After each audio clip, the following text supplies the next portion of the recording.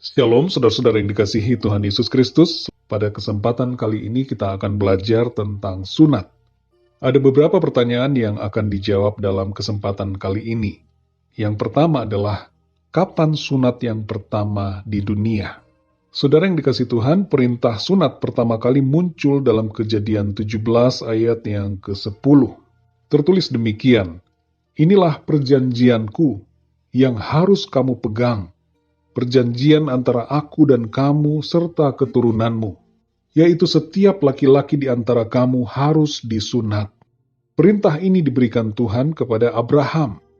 Lalu kemudian Abraham menyunatkan dirinya dan anaknya Ismail serta semua laki-laki yang ikut bersamanya. Pertanyaan kedua, apa sebenarnya tujuan dari sunat?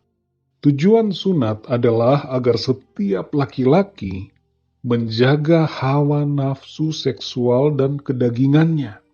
Kalau saudara memperhatikan kisah tentang Abraham dan bagaimana perintah sunat ini datang kepada Abraham, perintah sunat ini diberikan kepada Abraham karena Abraham tidak menahan dirinya.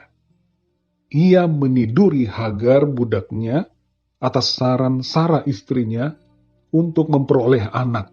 Karena Sarah sendiri pada waktu itu mandul, dan mereka meragukan janji Tuhan. Padahal Tuhan telah berjanji untuk memberikan anak bagi Abraham dan Sarah istrinya melalui kandungan Sarah. Tapi karena semakin tua, mereka mulai bimbang dan ragu kepada janji Tuhan. Jadi setelah Abraham memperoleh anak dari Hagar, perintah sunat ini datang. Tuhan berfirman agar Abraham hidup dengan tidak bercela dan harus percaya kepada janji Tuhan. Pertanyaan selanjutnya adalah, apakah kita sekarang ini harus disunat? Tidak, saudara. Karena sunat yang dilakukan oleh Abraham dan sunat dalam perjanjian lama, yaitu sunat lahiriah, sunat jasmani, itu sebenarnya adalah gambaran dari sunat Kristus. Apa itu sunat Kristus? Kita akan baca dalam Kolose 2 ayat 11. Di situ dikatakan, "Dalam Dia kamu telah disunat, bukan dengan sunat yang dilakukan oleh manusia, tetapi dengan sunat Kristus, yang terdiri dari penanggalan akan tubuh yang berdosa." Jadi yang dimaksud dengan sunat Kristus adalah menanggalkan hawa nafsu daging yang berdosa, menanggalkan perbuatan-perbuatan kedagingan yang tidak berkenan kepada Tuhan. Sunat lahiriah tidak mengubahkan hati seseorang.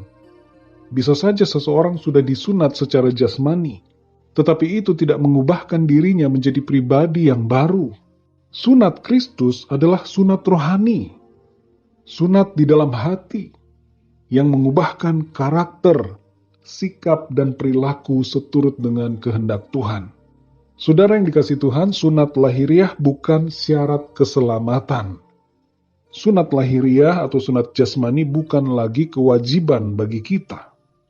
Yang wajib adalah sunat hati, yaitu sunat Kristus, yang hanya akan dipenuhi bila kita percaya dan menerima Tuhan Yesus Kristus. Sunat hati menjadi syarat keselamatan, karena keselamatan itu adalah anugerah Tuhan melalui iman kepada Kristus. Kita yang percaya sungguh-sungguh kepada Tuhan Yesus Kristus telah disunat secara rohani.